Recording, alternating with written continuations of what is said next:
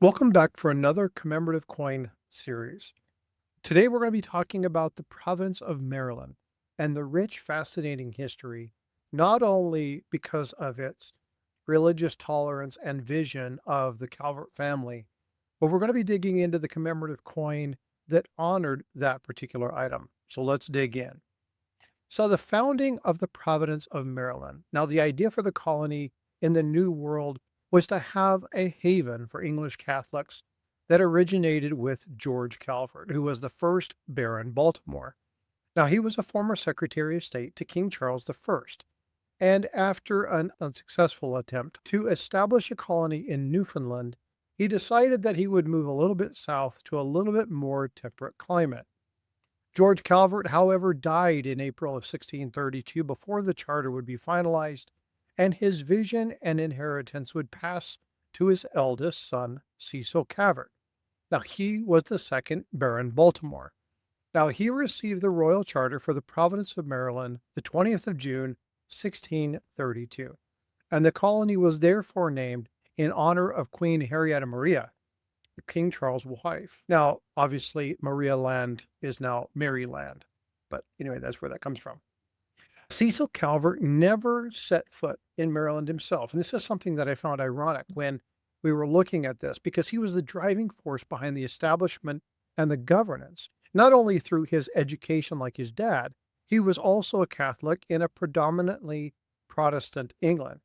Now, the background heavily influenced his desire where the religious toleration was something that wasn't given for Catholics, would be a foundational principle of the colony. Now, he aimed for Maryland to be profitable, but he also wanted it to be an extension of the British Empire. So, a place where diverse Christian faiths could coexist, governed by the English, meticulously ensuing instruction and appointing governors, the foresight promoting religious freedom, and later would embody something called the Act Concerning Religion, often called the Act of Toleration. This is something that was a significant departure from the religious strife that was prevalent between the Protestant and the Catholics of the time. So, how did this go down? Well, on November 22nd, 1633, the first settlers by Cecil Calvert, uh, Leonard Calvert departed Cowes, the White Isle. They sailed on two ships, the Ark and the Dove. In 1634, after a long voyage, they ended up in Barbados and Virginia. The Ark and the Dove arrived at the mouth of the Potomac in March, and March 25th of 1634, the colonists finally landed at what was called St. Clement's Island. This is now known as Blackstone Island on Maryland's western shore. This is still celebrated as Maryland Day, even to this day. Shortly after landing, Lord Calvert, followed by his brother's instructions, not only purchased the land from the Indians that had established the first settlement, but this became the capital of the Providence of Maryland until 1695. There was about 200 people, 17 gentlemen and their wives, including many indentured servants. Now, in 1634 to 1647, Lord Calvert, Cecil's brother, would be the governor of that, and he would attempt to govern under what they call a feudal principle. But this faced resistance from the colonists, and they didn't really like that whole feudal lord system. So in 1648, William Stone, who was appointed as a governor by Cecil Calvert, he was a Protestant, and he had a more strategic move to kind of mock or mirror the English Parliament. And this was something that proved to be extremely beneficial. 1661 to 1675, Cecil Calvert's son, Charles Calvert, would become the governor of Maryland and provide an area, a period, what they called propriety.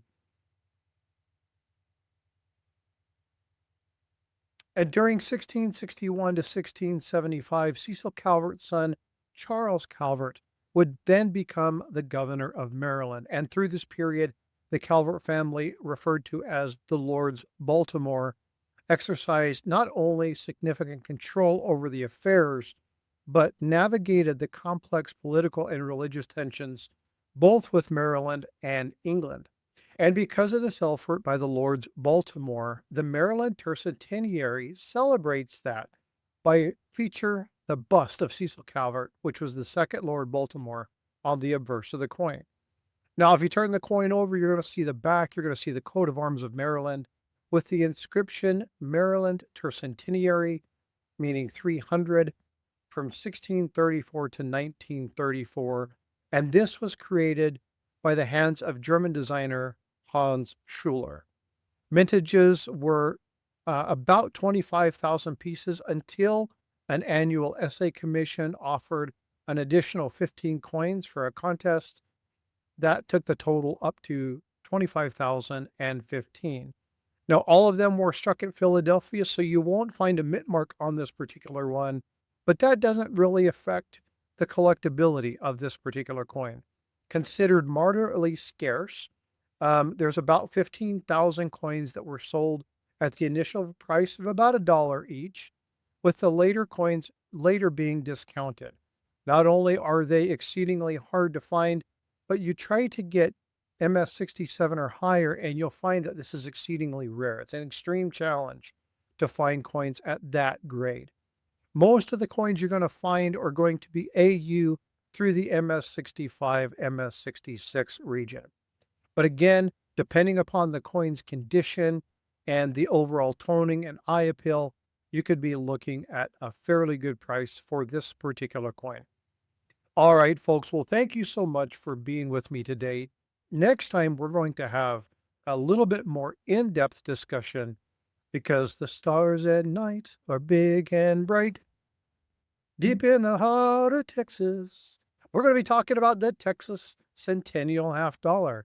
And being that I'm part of the Texas Connection, we're going to go through this. We're going to be talking a little bit more about what happens, not only that fabulous eagle on the front of the star, but the amazing representation of liberty superimposed by these big wings representing not only names of Houston and Austin, but portraying them along with their 6 battle flags. It's absolutely a phenomenal coin with a wonderful history about the Alamo. And we'll be talking a lot about the Alamo. We'll be talking about this, and I'll be doing that one live from the Alamo.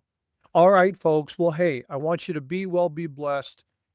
Take care of yourselves. If you like this, make sure you're subscribing to the channel, hit that notification bell, and I'll see you next week live from the Alamo when we talk about the Texas Centennial Half Dollar. Take care.